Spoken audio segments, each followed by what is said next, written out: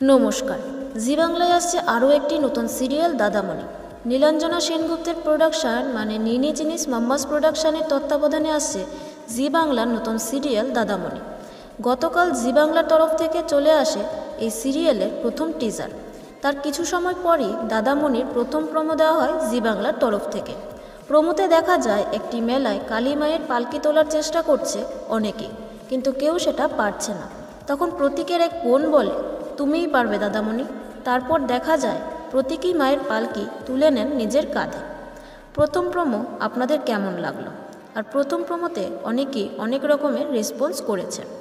দাদামণি সিরিয়ালে মুখ্য চরিত্রে থাকছে অভিনেতা প্রতীক সেন, যাকে দেখা যাবে দাদামণির চরিত্রে। আর বাকি 4 বোনের চরিত্রে থাকছে উজানি দাশগুপ্ত, শুভ্রাংশ্রী দত্ত, সুচন্দ্রা ভট্টাচার্যী, কৃত্তিকা চক্রবর্তী। তো দাদামণির প্রথম প্রোমো আপনাদের কেমন লাগলো সেটা আমাদের কমেন্ট করে জানাবেন।